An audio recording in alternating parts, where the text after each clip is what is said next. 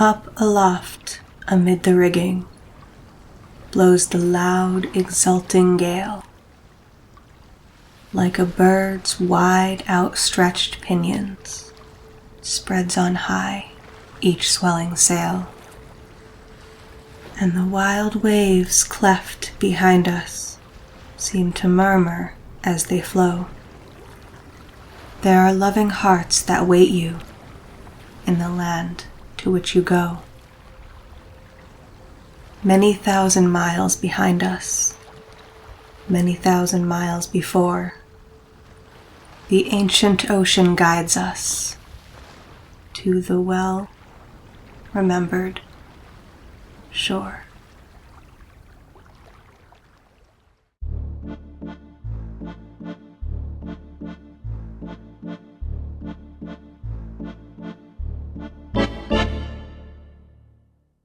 Hello and welcome to The Bad Spot, and we are back for part 11 of the Last Starmarked, my Sundered Isles campaign. Now, I've had a bit of enforced time off recently, and I want to firstly just thank everyone who got in touch via social media or Patreon for their kind words. I really appreciate reading those, and they were very nice to hear. And do you know what else is nice to hear? Sea shanties. Now, at the top of the episode, you will have heard an excerpt from Rolling Home read by the absolutely delightful Jen Barb. Jen is an actual play performer, producer, project manager, and overlay designer. They have been playing TTRPG since 2014 and began working more professionally in actual play in 2022. Hobbies include home games, video games, petting cats, and knitting. And if you're interested in checking out their work, which I thoroughly recommend you do, you will find links in the down below. And one more thing before I press on, and that is that I say recently, it was like 5 or 6 weeks ago now, I appeared on the Errant Adventures podcast with, Steve Morrison, who you all know and love, and we played a one-shot of Sundered Isles. And we had an absolute blast with it. I so rarely get to play co-op. And despite the fact that Steve and I are, good friends, do a podcast together called the Ironsworn Guys, and are known primarily for playing Ironsworn, we have never actually played Ironsworn together. So it was long overdue, and it was a lot of fun. Again, there is a link below if you want to check that out, and I recommend you do. And whilst I have you, why don't you leave a like, subscribe, and click the little bell icon so you can follow along with the campaign each and every week. These things are really important for supporting the channel and supporting what I do, and if you really want to go the extra mile and help fund this nonsense, then why not check out the Bad Spot Patreon. There you'll get early, ad-free access to all episodes, exclusive behind-the-scenes content, and your name on screen, like these lovely people. Last time out, Gideon and Lorenzo attempted to make sense of the encrypted message that was delivered by Seagull from the ebb tide, but they're unable to crack the code, and whilst desperately searching for a device that will help them, they do not notice the Seagull being grabbed by an unseen person above deck, suggesting there is perhaps another agent of the ebb tide, or maybe someone working against them, also on this voyage. Frustrated, he is unable to learn anything from the message. Gideon turns his attention to the crown of tides, of which there now seem to be 2. He unwraps the real crown, which is still attached to the decapitated head of the last person to wear it. And as decay has set in, the head just now falls out and Gideon pitches it into the sea, only to find the crown subtly changed, more alive, more beautiful, and more importantly, more alluring. So he decides to go below deck and see the alleged crown that's being transported to Navini on behalf of the Griffin Academy, and it's under heavy armed guard. But when Gideon, who is posing as Captain Burke, the captain of this voyage, uses his credentials to see it, he instantly recognises it as a fake. So whoever stole the real one and brought it to Fool's Rest, where Gideon and Finn got the real one, whoever did that must have switched the real one out with the forgery. That's correct. Later, Gideon briefs the crew on their mission and explains that they will be sailing the long way around Navini to make landfall on the island's western shore. And it's this new approach that fills the crew, with the exception of First Mate Harrington, of course, with confidence in their captain and their mission. Later that night, the perilous venture continues its journey across the Ember Strait, but happens upon a shipwreck, a galleon split in two, shrouded in a dense fog. As they investigate closer, the fog dissipates into a cloud of bats, and with the need to replenish the ship's supplies a pressing matter, Gideon prepares his crew to lash the hull and board. So, more intrigue, I guess, more problems. They always seem to kind of mount up. But before we press on, we'll do as we normally do and see if we've got anything that might be progress against our background vow or anything outstanding in regards to the vow to return the crown. And had a look. I don't think we do, but we do have something important to do in terms of housekeeping, because we didn't do this, and we probably should have done this a few episodes ago. We need to establish our sailing ship. Now, a sailing ship is an incidental vessel, which is to say it's a ship that's not actually ours, but it's one that we're going to use in-game. It's not an asset, even though, you know, in the deck that you get with Sundered Isles, it does have its own asset card. But it does have a card because it has mechanics attached to it that we will need to be aware of. So, let's have a look. It says, when you gain command of this ship, envision its nature and assign a max integrity, 5, 4, or 3. If this is your primary ship, it has up to 5 hold. You and your allies use your hold value as supply when taking action or suffering a cost related to ship-wide gear and provisions. So this is a big ship, but it's not the biggest, so I think we'll just go right ahead and make this integrity 4. And now I actually know how this works in game. I will move the hold over to this ship slide because we don't need it on our character sheet. We'll never use it, when we're on foot, as it were. It goes on to say, this ship cannot be marked as battered or cursed and cannot be enhanced with modules if it's destroyed, sunk, lost, abandoned, or upgraded to flagship status, then discard this card. So we can upgrade it. We can make this our permanent ship if we really want to, which I suppose opens the door in Sundered Isles games where you steal a ship and then it kind of becomes yours as you kind of advance through the story. But that actually helps us establish some basic details that we can use, and that will come in handy. But I think the underlying thing, like what I'm reading here, is that we should absolutely treat the perilous venture like it's a stolen car, which it is, essentially. But that's just mechanical confirmation to behave as recklessly as we possibly can with this thing, because, it's not ours. So let's just use it. Use it and lose it, I guess. Okay, with that out of the way, let's begin.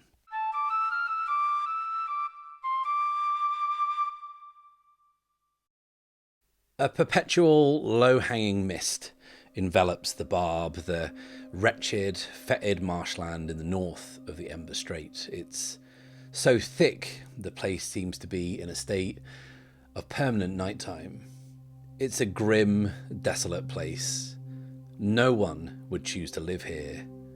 But there are people working. As we push through the gloom, we see large, dark shapes that come slowly into some sort of clarity as we near. They are pump jacks slowly bobbing up and down, creaking as the mighty wheels turn at the hands of hulking automatons. Automatons rusted by the dank conditions which give them an almost stop-motion jerkiness as they move. And in the distance we can see towering derricks fading off into the gloom. And we can see a handful of devotants, their robes muddied by the marshes. They're working away silently, tirelessly, fervently. We get closer and can see what the pump jack is pulling out of the ground. Where the rod breaks the ground, there is a system of pipes funneling off what is being extracted from this cursed landscape. One pipe is wider. We see it belching out thick, greenish black oil into a silo where devotants are busily decanting it into vats. And then there is another pipe, which leads off into the distance towards a small outbuilding. And that outbuilding is guarded by 2 huge automatons, but these aren't built for work. They have the bladed limbs of machines built for murder. Inside the building, we see two women huddled around a brass tank on a desk. The tank is bedecked with a host of gauges and dials and levers, and the two women, their heads shorn, but they have this inked script covering most of their skin. And they watch the needles flicker to and fro. After a moment, there is a piercing whistle as one needle moves into the red. One woman pulls down a heavy lever on the side of the tank, and it shudders briefly, hisses out a vent of steam, and then a hatch opens on its side. The other woman reaches a gloved hand into the tank and removes a small vial. She bows her head in deference, and inside we can see a dim, flickering blue flame.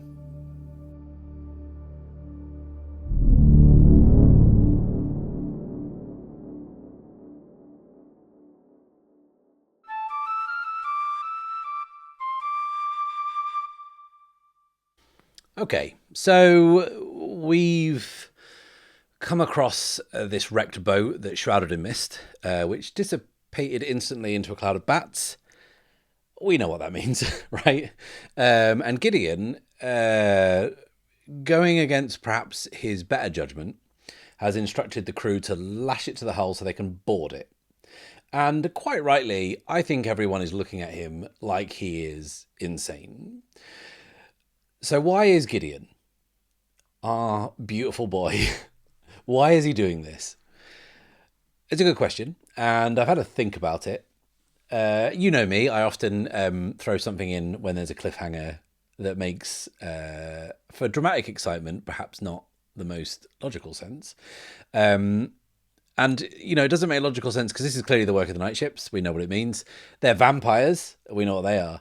So why would Gideon, not someone who is generally well suited or prepared for dealing with matters such as these, why would he do this? Well, I think there's a couple of reasons, right? I think Gideon is convinced, firstly, he's confident of what Finn told him about the night ship's powers being diminished.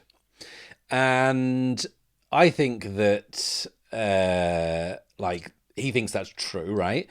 And I think he is there's two parts to this. He is very wary of the damaged supplies that he saw being loaded. Remember in Crown Falls, they left in the chaos of this huge battle that broke out on the docks, and nearly half of our supplies were trashed. And this is a journey they're gonna have to make to Navini and back, hopefully. So that's the first thing. But I think the second thing at play is B. I think he's looking for an opportunity to be bold. And the reason he's looking for that opportunity is that it's all performative, right? He wants to performatively demonstrate his bravery or leadership abilities to what he still thinks is a skeptical crew, right? Now, we know that he's kind of sort of convinced the senior crew with his presentation, but I think maybe the rank and file could maybe do with being swayed towards Gideon. And I think that's why he's going to do it. So obviously the crew think this is mad, and First Mate Harrington, reiterates that point. She says, "Captain, this is most irregular. We need to keep moving." And Gideon, his eyes are fixed on the wreckage of this ship and just says, "Command is yours, Harrington." And he moves off towards the side of the boat, and Lorenzo is on his shoulder, and Lorenzo is looking at Harrington kind of longingly, knowing this is the wrong thing to do, because before he knows it, Gideon is heading down the cargo nets on the side of the perilous venture and down onto the shipwreck. And I think he's followed by two security guards and a couple of deckhands. This is a very decisive thing for Gideon to do, and it's pretty risky, but I think that Gideon, in his what's the opposite of infinite wisdom? that Gideon is feeling like the juice here is worth a squeeze. If he can get in and out quickly, score some supply, then this could be a thing worth doing. The mist dissipated, the bats flew off. I think he thinks there ain't going to be any vampires there. So let's envision this. So the prow of this wrecked ship has been pulled towards the perilous venture and lashed to the side. And like Gideon, as he clambers down, steadies himself on that figurehead, the kind of screaming woman. And he kind of clambers down. It's a pretty big ship. It's bigger than the Venture, I would say. And from the looks of it, the wreck is very recent. Like the splinters are fresh. And remember that this is a ship that's been kind of almost cleaved in two because of the result we got on the Oracle, which was scarred by weapons of baneful power. That was the actual Oracle result. And thinking about this, I wonder if this ship has been like rammed, and whatever rammed it had like a bladed prow, like a snowplow, and it just kind of sliced this ship in two. And whoever did it, you know who did it, right? But whoever did it, they kind of did this kind of alpha strike, smashed into the ship, cut it in two, then came back and finished off whoever was left. So we're going to, before we move on, we're going to roll up a few more details about the ship. So I'd like to know mainly what sort of ship this ship is. We don't really have much of a clue of that. So I think there's an oracle, which is the ship mission oracle. So let's give that a spin. 49 is engage an enemy. So a warship, I guess, or a patrol ship, because we're in the middle of nowhere, which is interesting. And it might suggest that there's a faction in play here. If it's a warship, there must be an armed force that it is attached to, a navy of sorts, or someone who has got the means with which to have a patrol ship or reason to be patrolling. We haven't defined any military factions yet, and we're not going to do that now because the ship's trash. We said the masts have been taken off and we don't want to linger here. So I think that we can use what's going on here as context in the future if and when we do come to define whatever this faction is. So yeah, I mean the masts of the sails have gone, so we haven't seen a symbol, but the figurehead, screaming, singing woman, whatever, could be something, possibly, don't know, unimportant. It's a patrol ship that has been cleaved in two and picked clean. So anyway, we are getting ahead of ourselves because I think a move's triggered here because we rolled this up at Waypoint on our expedition. And we're exploring it, so I think we need to make the move explore a waypoint, which says when you divert from an expedition to examine a notable location, roll plus wits. So we haven't got anything that helps us, so let's do that right now. Let's explore a waypoint, rolling plus wits. Okay, that is a weak hit, which says you uncover something interesting, but it is bound up in a peril or reveals an ominous aspect of this place. Envision what you encounter, then take +1 momentum. We'll do that now. So our momentum is up to 9. Oh, that's pretty good. I forgot we had so much. I know. Could I have used that on that roll? I wouldn't have wanted to anyway. Okay, that's fine. I mean, the ominous aspect here is obvious because it's this is a hit and run job by the night ships, and I think that we're going to see some evidence of that. That's pretty clear. But I think we'll roll up a couple more details. So we've got the cursed shipwreck oracle. Let's see if there's anything else we can fold in with a couple of rolls. Okay, 72 says sudden shifting of the wreck. So, okay, this all ties pretty nicely together. So as soon as Gideon sets foot on the deck, the back half creaks and groans and starts to slowly drift away. The back half is where the hold is. That's what we're going to say anyway, where all the supply is. This is where we need to get to, is where the good stuff is. And again, knowing that performative bravery is going to be hugely effective in this situation, before he even really thinks about it, It doesn't pause to consider it. Gideon just runs. Lorenzo is clinging onto his neck, hanging on for dear life. And Gideon takes a few steps, then takes a running jump across the gap in the ship to hit the back section. Gideon is all in on this. And this is definitely a move. And that move is Face Danger, which says that when you attempt something risky or react to an imminent threat, envision your action and roll. This is going to be with speed, mobility, or agility. So let's Face Danger, rolling plus edge.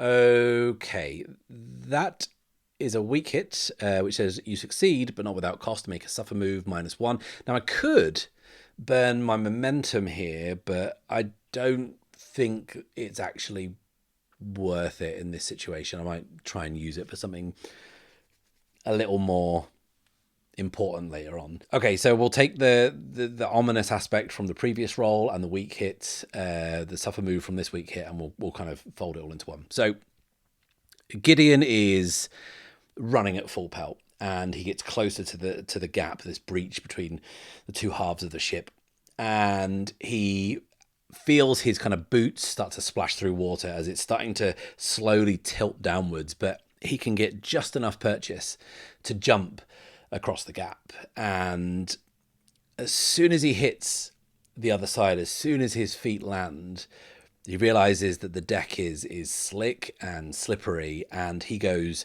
sprawling, kind of sliding on his front across the kind of buckled decking, and he's kind of sliding like this. Lorenzo's on his back and leaps to safety, and Gideon only stops when he becomes face to face with a deeply unsettling sight. His nose is inches from the nose of a corpse, and more specifically, an exsanguinated corpse. It's fresh, but the body is gaunt and sallow-skinned, even though it can't have been dead for more than a few hours. Gideon has seen dead bodies before, but not like this, because it is covered in puncture marks. It's wearing a military uniform, but it's been ripped wherever there is an artery, around the neck, the thighs, the wrists. This poor bastard was feasted upon by multiple entities, and I think this confirms the night ships responsible, but he kind of knew that. But it also confirms that they have regained some sort of strength. Now, whatever strength they have implies that, or the state of this body implies that it takes multiple of them to take down one person. But it is evidence that they can cause trouble, right? And I think Gideon also can see a few more bodies, like maybe 2 or 3 more bodies left in the same condition. But again, lots and lots and lots of these puncture marks, which, means that, and that makes sense. Like whatever crashed into this ship and split it in two really was, like I said, an alpha strike. It kind of caused the main damage first, and that probably explains why there's not as many other bodies. This is a big ship. Like, I think maybe a lot of them drowned, kind of hit the water, or were killed in the impact, and the vampires came back and feasted upon who they could outnumber, essentially, and kind of drain them. And that makes a lot of sense, I think. So that's Gideon's theory anyway, I think. But actually, speaking of theories, this is something I thought about between episodes. I do realize we're in the middle of a scene and we need to come back to it, but like we said in this oracle when we made this roll, that the shipwreck was shrouded in mist, and it made me think back to an earlier episode, the episode specifically when we arrived in Fool's Rest, so quite a while ago now. So for people's memories, it was the Smuggler's Cove, which we kind of got off the Mistress of the Isles and diverted to. And it's where we had to evade the abyssal golems, and we met Finn, and then we went into the Warren and found the real Crown of Tides. Well, when we arrived, we rolled on like a Cursed Settlement Oracle that place was also shrouded in mysterious fog. Like, that's not connected at all to this fog that we rolled up for the shipwreck. And I'm thinking back now, like, then I thought it was just some kind of atmospheric spookiness, and kind of rolled into whatever was going on there. But now I'm starting to think that I wonder, right, is this mist the same mist? And is that like an omen that the night ships are near? Because what I'm thinking is the night ships, the vampires, were in Falls Rest when we arrived. They were searching for the crown when we were there. But back then, which was, you know, like a couple of weeks ago now in game, like, they were too weak to take form and they couldn't have done anything, but they were there, and that's what the mist was. Because mist, especially this kind of thick, dense, shifting mist, serves vampires well. It keeps the world dark for them. Like it says in the description of the night ships, they are like their ships are surrounded in fog. We've rolled fog on this oracle. We rolled fog on the previous one. So I think that like it makes sense. Like, and that's, to me, like Gideon had a theory about the vampires and their strength. This is a completely out of character theory. Like there's no way Gideon has figured this out. He's way too dumb. But anyway, back to the scene and the suffer move, because that was a disturbing sight coming across those bodies, and perhaps the revelation is disturbing as well. So I think that we will take a hit to our spirit because it's pretty dispiriting, and I'm not going to try and resist this because I just don't think it makes sense in the narrative right now. And I don't think that the rest of the crew like can see him back here, and that kind of suits him. I think he pulls like a tarp or something from some barrels, which reveals some supply actually. He pulls this tarp down and covers the bodies to kind of preserve their dignity and also like cover up what he's seen because he doesn't want the rest of the crew to know. And I think he quickly takes a big kind of heavy coil of rope and throws it back across the gap. And he looks quite heroic with what he's done. And the other members of the crew followed him, start to kind of pull the two halves of the ship back together so they can kind of stabilize it and do what they came to do, which is, funnily enough, a move. And that move is resupply, which says when you attempt to bolster your readiness, envision the opportunity and your approach. Now, given the options here, I'm going to say we are scavenging. That's fairly obvious. So we are going to resupply, rolling plus wits. Okay, that is a weak hit. So weak hit, we take the effects of a strong hit, but with a caveat. So we can, it says, if you are unprepared, clear the impact and take +1 supply. We're not, so we just take +2 supply, so that's nice. And then there's something about finding a specific item, which we're not doing. But it also says on a weak hit, you must first deal with a cost, complication, or demand. Envision the nature of this obstacle. So our supply, our hold supply, because that's what we're refilling, is up to 5, so that's good. So this complication, maybe it's something that we learn. I don't want to just kind of keep running into things. Like, we've already set up a complication, and I don't want to get into this nested complications. I just want to kind of maybe like dial up how bad the very first complication was, which was coming across this cursed shipwreck. And in terms of like the resupply, before we get to that, like it makes perfect sense that it's there. I'm not like, this isn't like a move of convenience. Vampires attack the ship. They're not interested in like food and cargo, right? They've ignored that. They've taken the blood and left everything else. So we have no trouble finding like usable supplies. So I think with the complication, I'm just going to roll up again on the cursed shipwreck oracles and just see if we can fold something into what we've already got. So what we got? 23 glimpses of a shadowy presence. I think that works and we can do something with that. Okay, so Gideon is overseeing the removal of all this cargo. Like, it's very quick. The deckhands get everything off very easily, and kind of they're about to leave. And as they're heading off the ship and back up the cargo nets, Lorenzo whimpers, and Gideon turns to look back at the ship they're just leaving. But there's nothing there. Like, but he can feel a presence. But yeah, it's nothing. Like, this is his mind playing tricks. And he gives the order for everyone to kind of get ready to move off, and goes up the cargo net and climbs back aboard the perilous venture. And before they kind of push the wreck of this ship off to drift away into oblivion, he feels it again, and he looks, and the mast is kind of tilted at this angle, and he can see something perched at the top. It's a shape, crouched like a gargoyle almost. And then he sees it do that thing. He sees it phase, shift. And then he sees something he hasn't seen before. He sees a pair of eyes glow before it disappears.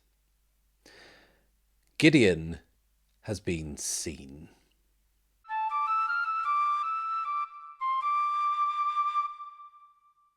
And whilst none of the other crew saw this shape, this thing, they, do see a triumphant captain and crew returning with supplies they desperately need. And Gideon is doing a great job keeping a poker face to try and, not give away what he's just seen. Although Lorenzo is like shivering with fear.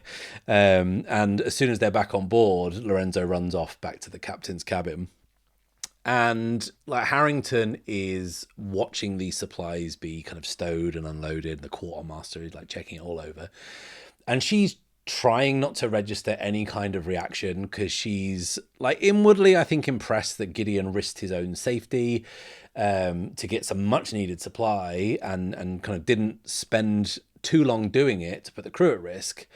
But that said, she is very anxious to get moving. So she says, "Permission to set sail once again, Captain?"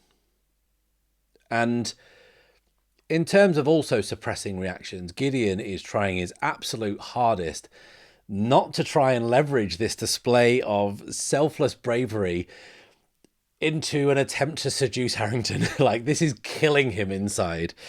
So he just says, "Very good, Harrington." And he retreats to his quarters. And the second the door closes behind him, he shares a terrified look with Lorenzo. They both know what they just saw on the ship, and they know that they need to get where they're going fast. And I think that's going to inform the next part of our voyage, because we're once again going to make the move undertake an expedition, which says, for each segment of the expedition, envision your approach. So we are going to be moving quickly. We really need to get out of here. So let's undertake an expedition, rolling plus edge. A miss. Okay, on a miss, you are waylaid by a crisis or arrive at a waypoint to confront an immediate hardship or threat. Do not mark progress and pay the price. So remember me saying about how I didn't want to burn that momentum earlier? Well, this is why. It's for bad misses, I think. And yeah, I'd rather use one to avoid this kind of ugliness rather than, bumping up a weak hit when it's not strictly necessary. So reset our momentum down to 2, and it makes this roll a strong hit. It says, on a strong hit, you reach a waypoint, envision the location, and mark progress per the rank of the expedition. So our expedition to reach the cursed Isle of Navini goes up to 4 out of 10, approaching halfway. So I don't have a clear idea for a waypoint. So we've got a ton of new oracles, so let's use them. But first, I want to say that they've been sailing through the night to get a bit of distance, and it's the next day, so it's daytime. So let's roll. So we're in the margins. That's the region we're in. So there's separate oracles for each one. So 49, we are going to come across an instance which says roll on a seafaring detail oracle. Or a court oracle, that's our choice. We'll go on the seafaring detail. Okay, so 90. A lone chest bobs on the waves. And I think because we got a strong hit, I'm going to roll on the opportunity as well to kind of maybe make this more in our favour, because, we've had a few hits to our progress in terms of things that have slowed us down. So let's do the opposite. 81 is plea for help from a potential benefactor. Is there someone clinging to the chest? Like, because we're in the middle of like the open ocean and we've got a chest bobbing on the water and a plea from a potential benefactor. I think there's someone on the chest that's floating in the water, because that's just too good an opportunity to pass up with that combination. So it's the next day. Gideon is awoken from fitful sleep. We can say that he perhaps struggled to have peaceful dreams after what he saw last night. Exsanguinated corpses and like ghostly eyes staring at him from the gloom. So once again, it's the lookout's bell that's being rung. Like, he doesn't like that sound. He's hearing it too often. He straightens up and he pulls on his coat and his hat. And yeah, I think he passes a mirror as well. And I think he's thinking this tricon hat look is good on him. And he's going to go out and see what's going on. I think it's early, it's overcast. There is a cool breeze like tickling the flags on the masthead. And as he goes out, the entire crew are all on the starboard side looking overboard as the bell keeps ringing. Harrington, as always, is stood ready and waiting for Gideon to make a decision or a mistake. I don't think he's ever sure which one it is. So he just joins everyone in looking. He's handed by someone a spyglass and he looks. And it takes a while for him to kind of see it. But out on the open ocean, about maybe 100 meters away, it looks like there is a figure sitting on the water. And this figure is waving. He stops and kind of like blinks the sleep out of his eyes and has another look. And yeah, there is someone there frantically waving their arms in the direction of the perilous venture. Like, what is this? Like, this, we've traveled quite a distance, so it can't really be a survivor from the night ship attack on the other ship. Like, we're too far away for that. There's nothing around to indicate at all where this person came from. There's no landmass. There's no sign of any other boats or anything. It's perplexing. And Gideon just says, let's bring them on board. And Harrington, suspicious as always, says, but Captain, it could be a trap.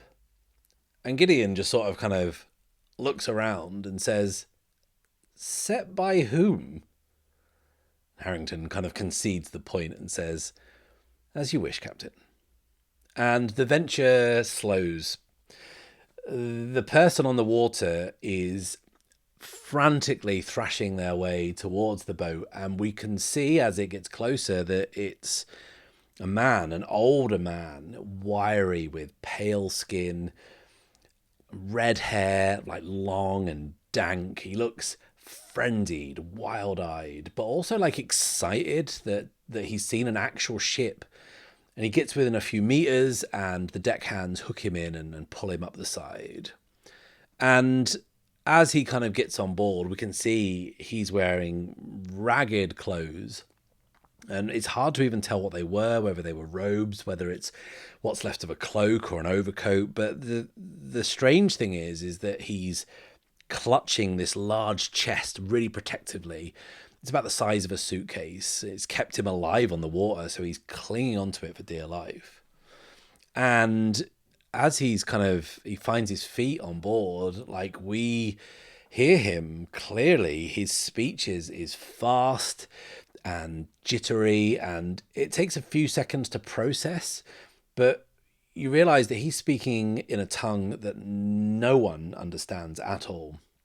And he is acting with this mixture of hyperactive joy at being saved, but also this deranged ranting, and he is directing his words to whoever is nearest. He's paying no attention to rank or appearance, and he is not stopping. Like, this endless slew of words is spilling out onto the deck. He's making these wild gesticulations.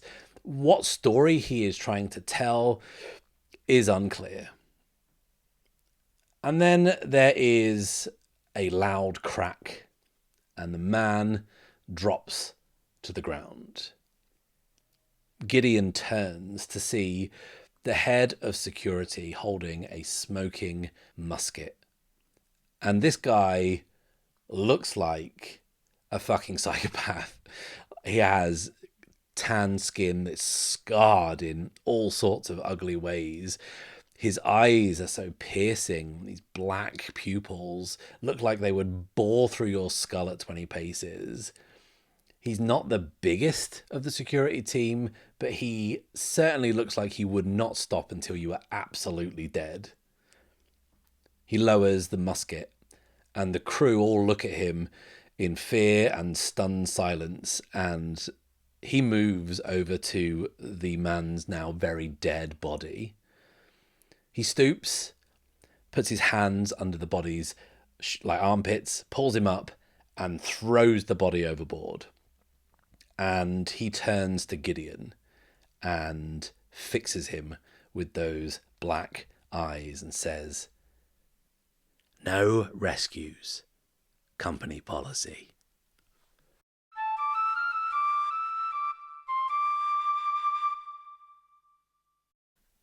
And that was abrupt and unexpected, and perhaps a reminder of who is really in charge here. A reminder of, like we established before, that the guards and the armed guards in particular, this private security force, like outnumber the regular crew, and a reminder of how Gideon's authority on this voyage doesn't extend to those matters of security. And amongst the crew, there's like no challenge of dissent here. Like no one even bats an eye, despite the fact there was just a completely cold-blooded murder just happened in front of everyone in broad daylight. Everyone keeps stum, they keep their eyes down, and maybe some deckhands come on and start washing the blood off the deck. And Gideon again is really, his poker face is getting a workout this week.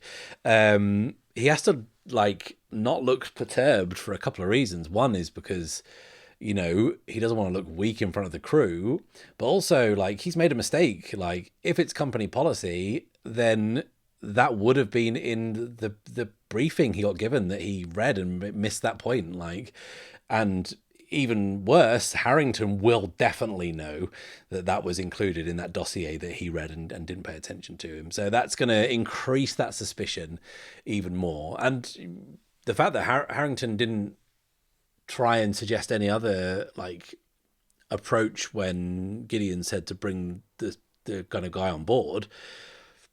Did Harrington set him up knowing that this was going to happen? Is that, a misstep that she made him make? This is all leverage for her against him, I think. And even though, this strange man who got brought aboard has been killed and yeeted into the sea, the chest is still there, just sitting on the deck. And Gideon and Harrington are looking at it.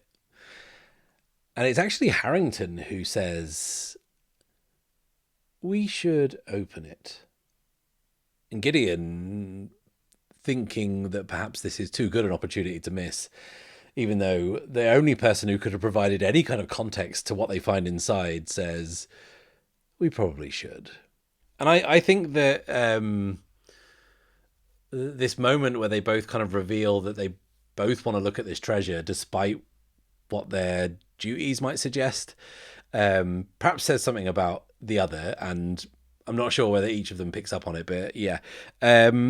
We've got some great treasure oracles to roll on, so I think we should definitely take advantage of that. First of all, we're going to figure out the scale of the treasure by figuring out what the repository is. And I'm not going to roll because it kind of just says it's a chest is a medium repository, so we don't have to do anything there. So we're now going to figure out the value. What's the value?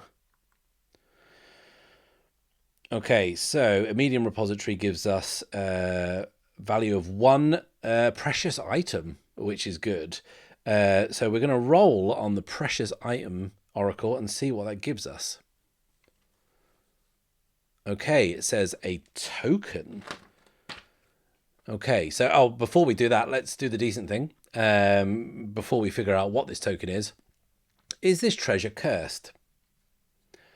Yes, it is. Okay, now we are talking. So what is the cursed token that we find inside this chest.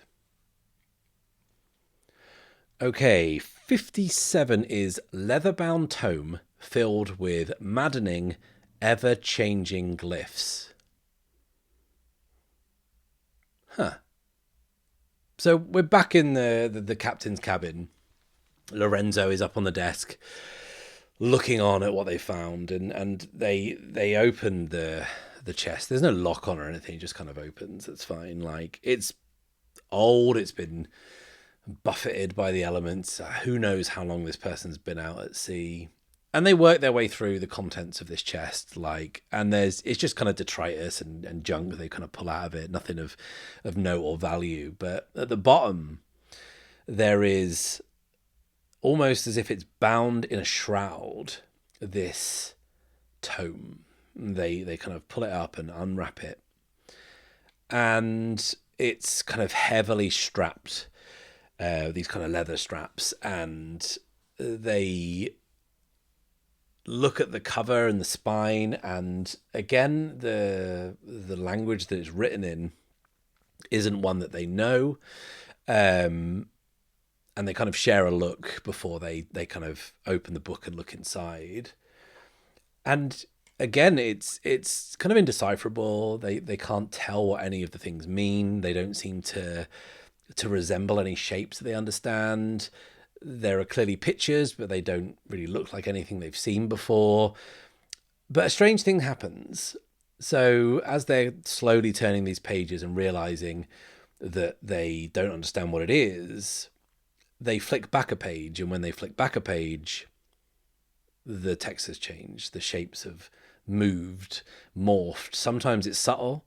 Sometimes, it's a few glyphs that just alter. And sometimes the page changes completely. Things move around. Pages go blank. And it doesn't do it when you're looking at it. It does it when you completely flip the page over. And they are both entranced by this. They're both intrigued. Harrington is completely lost in looking at this. She doesn't seem to understand it. Gideon definitely doesn't understand it. And then they turn a page that had been previously blank. And what they see perturbs Gideon a great deal, because the shapes and characters from the other pages have kind of spilled onto this blank page, and they have moved into this unreadable mush of text. But it's not the text that's disturbing, it's the shape. And the shape is all too familiar to Gideon. It's the spiral, like the coiled serpent, but not quite. He's seen it too many times of late.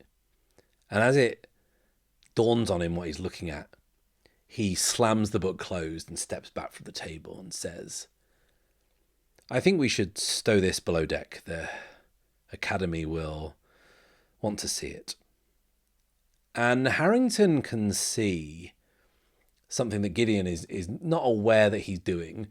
Gideon is clutching the bag that he wears around his shoulder, the bag that holds the Crown of Tides, and she thinks that's odd behaviour, which it definitely is.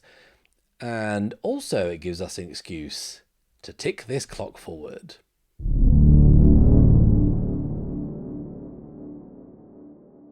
Harrington, also perturbed at the general nature of this book, even though she is intrigued by it, just says, "Very good, Captain."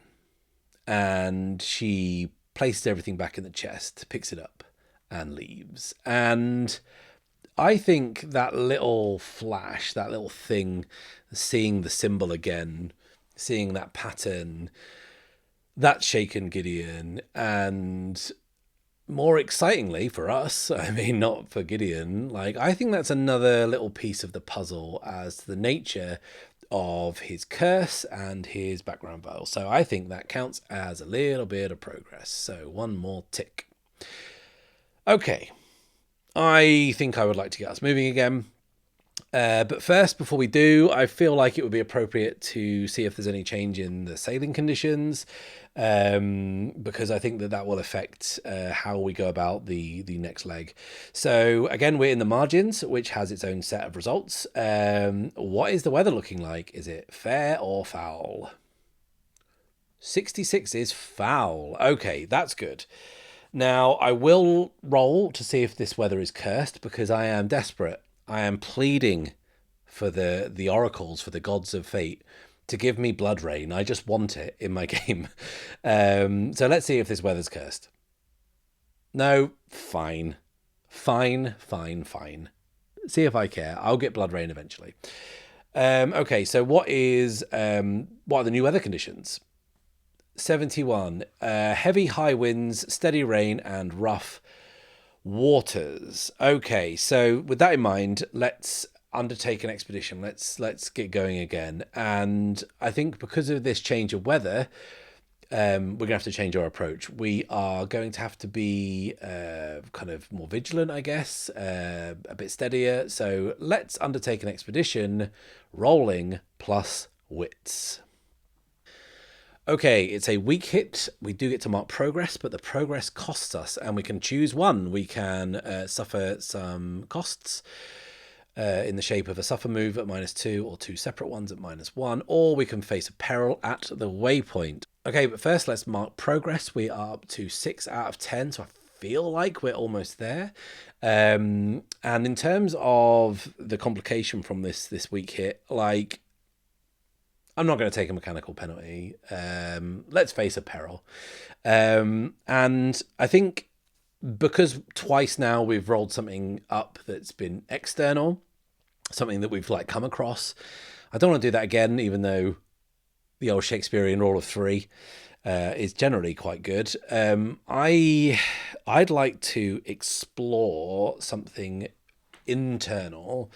And when I say internal, like something that's on board, right? Like whether this is something to do with the crown, or the book we just found, which is super fucking creepy, or the crew who, you know, at first were swayed by Gideon's credentials because he rescued the supply, but now chatter has maybe got around at the fact that he brought that person on board, and the display of the head of security, what that did.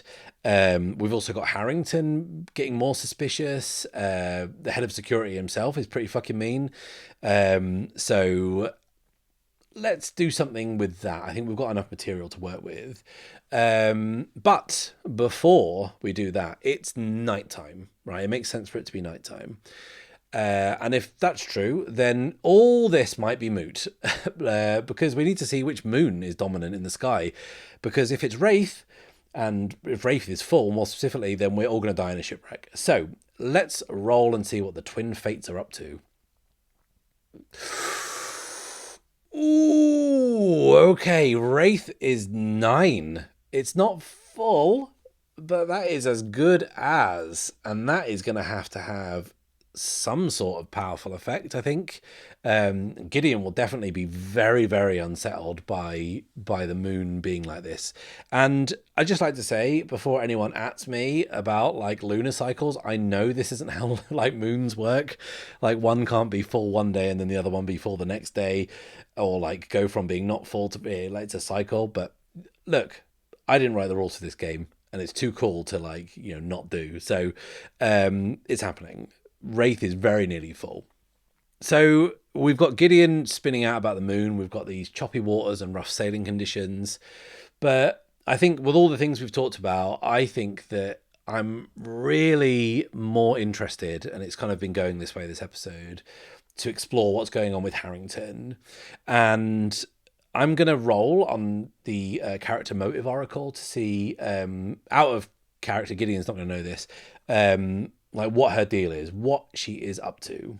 Okay, 67 is recover a stolen object. I mean, like, you're not going to believe that I just rolled that, like, but like that's too good. That's too good. That is too good. And the thing, I'm very honest about, like, if I think something's good, I'll just pick it. Like, I genuinely just rolled that, like, and that has to be a thing. But I'm going to roll again because I would like to kind of add a little more to it. Okay, what else we got? 48 is gain power within a faction. Okay.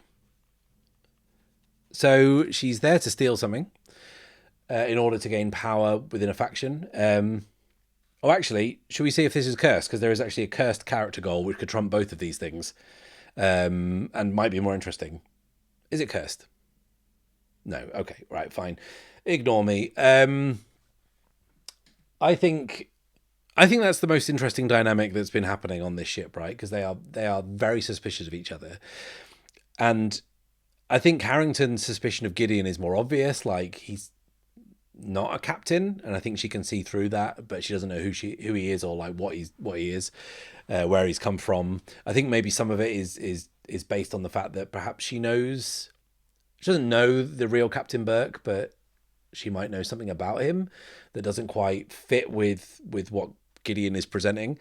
But Gideon has been suspicious of Harrington from the off. I don't know if you remember, but like, she dresses very strangely. She dresses very formally, not like anyone else on the crew. And that instantly put like her at odds with everyone else. And Gideon, when he first met her, she seemed very nervous.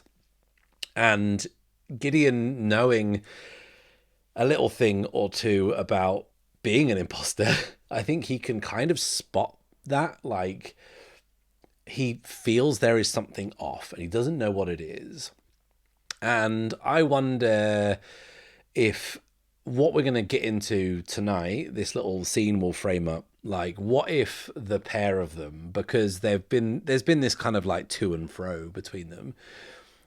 I wonder if we're going to get some cards on the table, and I wonder if each of them is going to learn a little something about the other's secret. And if they both have leverage against each other, then that brings a little bit of mutually assured destruction into the mix, which is always nice to have in the background. So let's kind of envision this. Like, Gideon has been out visiting various members of the crew as they kind of discuss navigating the weather and the conditions. He's been with the navigators and kind of getting an update on, how the ship's holding up and all these kind of captain's duties that he would rather not be doing right now. And the reason that he doesn't want to be doing that right now is because of Wraith, because of the pale blue moon in the sky.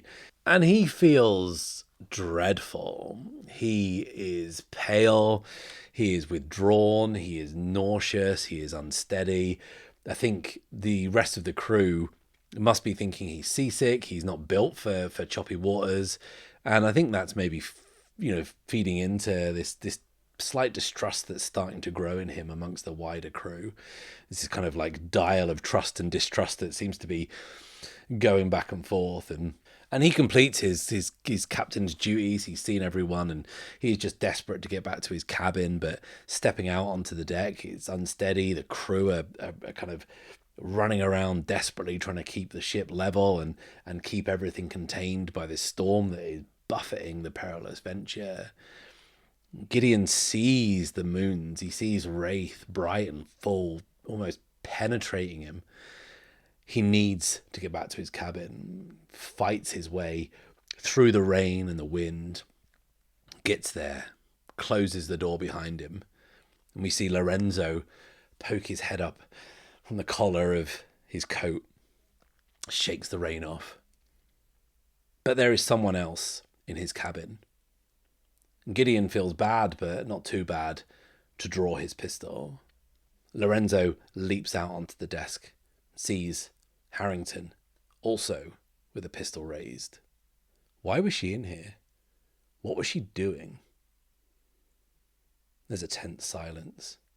Gideon says, "Okay, Harrington, drop the act. Who are you? What do you want?" Harrington steels herself and says, "You're one to talk about acts, Captain. The real question is, who are you? Who are you, really?" Gideon's aim doesn't waver and he says, "What's to stop me pulling the trigger right now?" She says, If you were going to do it, you'd have done it already. You're not a killer. Gideon says, sure of that, are you? She says, sure enough. Gideon says, and if I call for assistance, who do you think the rest of the crew will believe?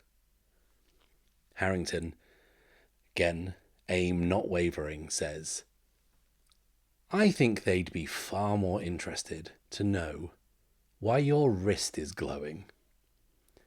And Gideon looks. There is an intense, pale blue light pulsing out from the end of his sleeve. And we move out onto the deck. The winds are buffeting the ship and waves are crashing over onto the deck. And then, from the captain's cabin, we hear a single gunshot. Thank you a million times. Thank you for watching. Please like this video, subscribe if you have not done so already, and click the little bell icon so you can be notified as soon as the next video drops. I'll be back next time, but until then, it is farewell and safe passage.